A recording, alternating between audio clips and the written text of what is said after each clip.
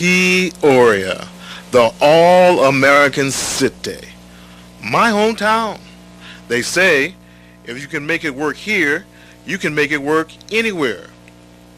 Our program is all about people, young and old, who are trying to do just that, make it work in Peoria.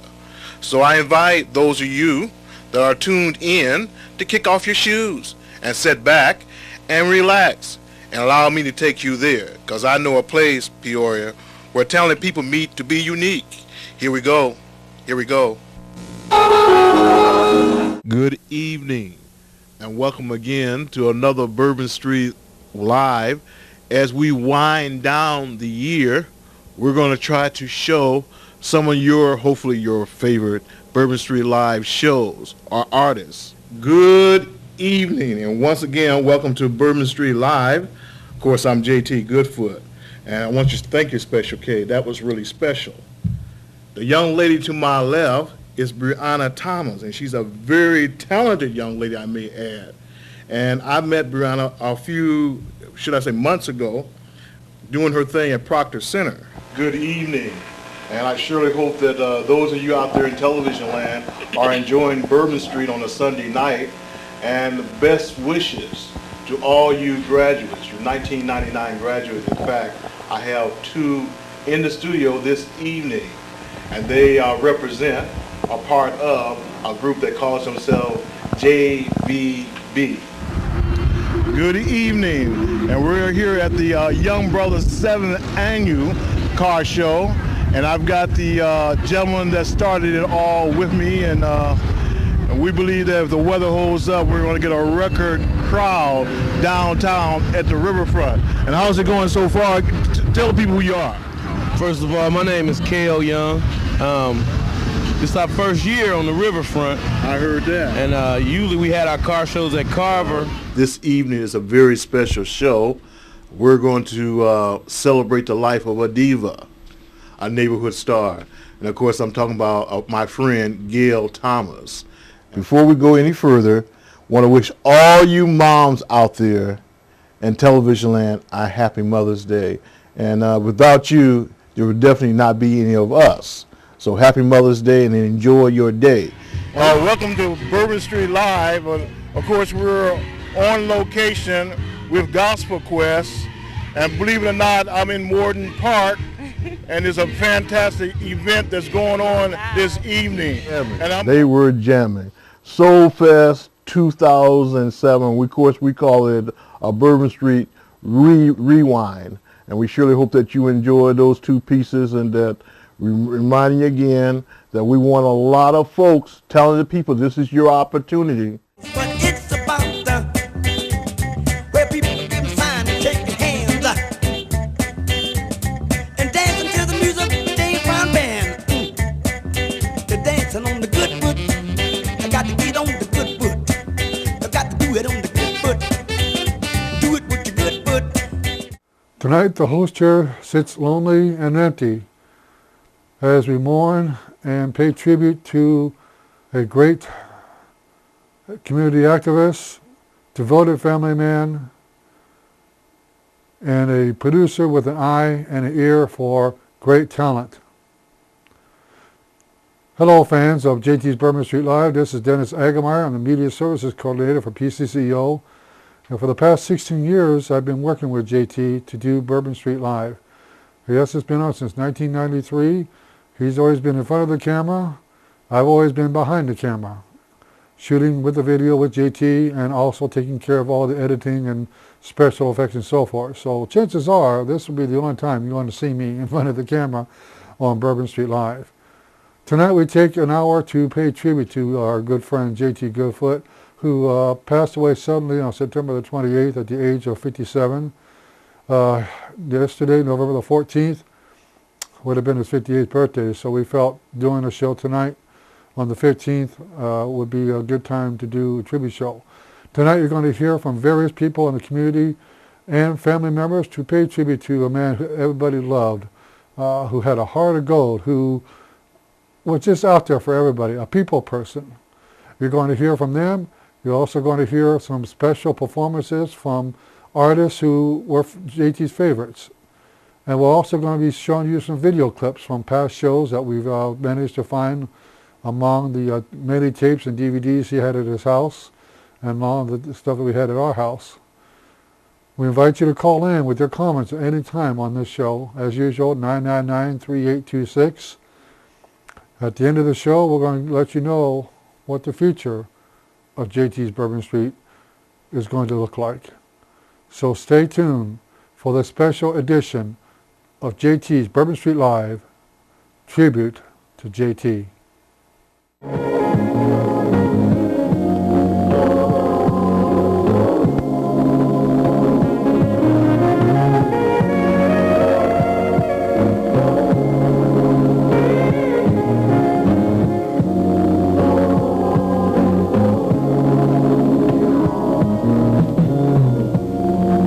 Dear Mrs. King, I hope this message of love finds you and yours in the best of health in this year of the family, 1981. No man, woman, or child, not even Martin, wants to be forgotten and lost in time. But it seems, no matter how hard we try to remember those who are no longer with us, their memories slowly but surely fades as the years pass. Their memories fades to the point that the only thing we have left are names and places and names. And I guess when one thinks about it, isn't that what life is all about? Names and places, people and places, people relating with people in places. And I was thinking to myself the other day, how much easier it would be to convince people that January 15th should be a holiday. We should celebrate. Only if people could kind of get the vibes, from the places. It would be so much easier, Mrs. King, if everyday places could somehow talk with us, the people. I know that sounds like a wild fantasy, Mrs. King, but think about it just for a moment. I mean, if places could talk, what would they say about you and me and the games we the people have played? If places could talk, would you be shocked if anyone who cared could hear your secrets, your hopes, and your cares? If places could talk, whom would they blame for the discomfort, grief, oppression that people in their domains have shown? If places could talk, would you cry? Would you cry for the voices in the past? It echoes. Voices that just yesterday were heard among us, laughing, talking jive. But now they belong to the times and places in our memory of past years. If places could talk, whom would they blame for the discomfort, grief, oppression? I don't know. If places could talk, would we really listen? I know if we did, we could rediscover our roots, understand our children, define our national priorities, be aware of the conditions of our environment. Mrs. King, it might sound like a wild fantasy, but things would be so much easier. I think so many more people would understand if places, everyday places, could somehow talk with us, the people.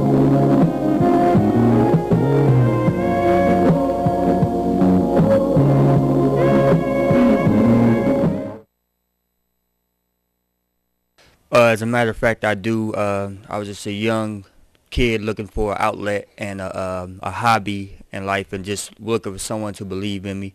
And I believe JT and Bourbon Street and Proctor Recreational Center was some of the people that was instrumental in my career as far as performing and promoting talent shows like I was doing. So I have a lot of respect and a lot of admiration for JT and Bourbon Street, as well as the Park District, for giving me the opportunity to showcase my talent and actually be seen on Bourbon Street Live as much as I was seen, as far as a performer and a promoter. The fact that it was local and the fact that people could actually see themselves, that made it important. Everyone wants to be a star, even if it's rather limited. So the show Bourbon Street, it also showcased a lot of upcoming and musicians and older musicians that have been around a long time, see? And so it contributed in many ways to their self-awareness and pride, and making them proud of who they were as artists. So, that was quite a contribution. That was a very big thing, and it still is. But JT made it special because he never missed a moment. Well, JT and I hit it off pretty good. So, he saw me singing and he was like, man, this guy, hellified singer, brother, as JT would say. That's what he would say. And we got together and we started talking, and he was like, well, how would you feel about coming on the show and doing a couple of segments? And I was like, that's fine, it's no problem. So, like I said, we hit it off, and, we hung out for a while, so it was cool. Well, Bourbon Street, I can see that, it impacts it. Bourbon Street has its crowd. It has its following, you know what I mean? It's a lot of people who might see me, or me and JT would be together and they'd be like, hey, JT, they know you from the show. It's a lot of people who'll come and ask me, do you know when the next talent show is? And I'd be like, no. But the only reason they're asking me that is because they see me on the show. They see me and JT, recording talent shows or interviewing people or whatever. So that's what they would do. So it definitely has its following. There are loyal followers of Bourbon Street Live, and it's all due to JT. Me and JT go way back. I mean, since I was 15, I've known JT, and he's been a guiding light as far as music, entertainment, artistry is concerned. But about 3 months ago, JT approached me and he wanted me to host Gospel Quest.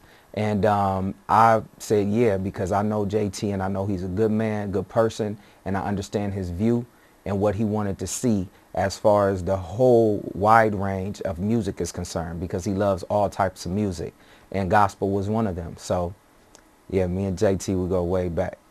I guess he was kind of like a brother in the media to me. I do my show called Captions on Wednesdays, and then he did his show on the weekends, primarily as far as the kids were concerned. And as I said, he focused on trying to expose our young people in terms of developing their skills and their arts and their interest. And he met and interviewed some major national figures in the community and would tape those things and expose us here in Peoria to a lot of things that were going on outside of the community. I'm certain that he will be a tremendous loss to the kids who looked at him as a person that might expose them someday to making it in terms of the arts and the musical arts in particular. I have to say that I personally, and in my heart and mind, am very saddened by that, because there is not another JT, and there's not a JT that's being developed right now. He was just always there at any community activity, filming that, getting it ready for Bourbon Street Live, letting people know what is actually really going on and what do people really think in this city. The first artist we're going to show this evening is a young lady by the name of Judy Page. As most of you that have followed Judy's career know, she's a fantastic vocalist that's done quite well in the Peoria area. A little bit over a year ago, she started things out with her coming out party, and she's doing quite well now. Ladies and gentlemen, the best of Bourbon Street in the weeks to come, starting out with Peoria's one and only Judy Page.